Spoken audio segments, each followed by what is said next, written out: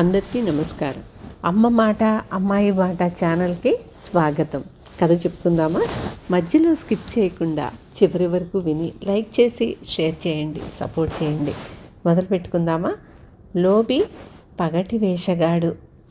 ఆ ఊళ్ళో గురవయ్య పెద్ద ధనవంతుడు, కానీ పరమలోభి. ఒకసారి ఆ ఊరికి పగటి వేషగాడు వచ్చి సన్యాసి వేషం వేసుకొని భవతి భిక్షాందేహి అంటూ గురవయ్య ఇంటి ముందుకు వచ్చాడు. ఆ మాటలు గురవయ్యకు కర్ణకఠోరంగా వినిపించాయి. అతను బయటికి వచ్చి సన్యాసిని ఎగాదిగ్గా చూసి, నీకేమయ్యింది? కుంటివాడివా గుడ్డివాడివా అంటూ తలుపు మూసుకున్నాడు. మర్నాడు వేషగాడు గుడ్డివాని వేషం వేసుకుని, అమ్మా, గుడ్డివాడికి దానం చెయ్యండి అంటూ గురవయ్య ఇంటి ముందుకు వచ్చాడు. వాణ్ణి చూసి గురవయ్య మండిపడి, ఏంరా, బిచ్చమెత్తటానికి నువ్వేమైనా కుంటాడివా మోగాడివా? పోరా పో అన్నాడు. మూడో నాడు వేషగాడు మూగవాడిగా నటించి గంట వాయించుతూ వచ్చాడు. గురవయ్య వాణ్ణి చూసి, నీకేమైందిరా అన్నాడు. వేషగాడు నోరు తెరిచి మూగవాడినన్నట్లు అభినయించాడు. మూగవాడివా? అయితే కాళ్ళు చేతులు సరిగ్గానే ఉన్నాయే, పని చేసుకోరాదు అంటూ తలుపు వేసుకున్నాడు గురవయ్య. మర్నాడు ఉదయం గురవయ్య భార్యకు వంట ఇంట్లో పాము కనిపించింది. ఆమె పరిగెత్తుకుంటూ అరుగు మీద కూర్చున్న తన భర్త వద్దకు వెళ్ళి, అయ్యయ్యోయ్, పాము పాము, నాగుపాము అని అరిచింది. గురవయ్య చప్పున లోపలికి వెళ్ళి కుండల నడుమ తిరుగుతున్న పామును చూసి, పాము పాము అని కేకలు పెడుతూ బయటికి వెళ్ళాడు. ఇరుగు పొరుగు వాళ్ళు చేరి, పాము ఎక్కడా? ఏ జాతి పాము? ఏ రంగు? పెద్దదా చిన్నదా అని చొప్పదంటూ ప్రశ్నలు వేశారే కానీ సాహసించి ఎవ్వరూ ఇంట్లోకి వెళ్ళలేదు. ఇంతలో అటుగా ఒక పాములవాడు వచ్చాడు. గురవయ్యకు ప్రాణం లేచి వచ్చింది. అతను ముఖం మీద చెమట తుడుచుకుంటూ, అబ్బి, వంటింట్లో నాగుపాము చేరింది, దాన్ని పట్టుకొని మమ్మల్ని కాపాడు అన్నాడు. నాగుపామా? కనపడుతున్నదా అని పాములవాడు అడిగాడు. లేదు బాబు, కనిపించటం లేదు, అది ఎక్కడో దూరింది అన్నాడు గురవయ్య. అయితే కష్టమే, నాగుపాము పగ 12 ఏళ్ళంటారు, ఒక్క దెబ్బకు చంపలేకపోతే చాలా ప్రమాదం అన్నాడు.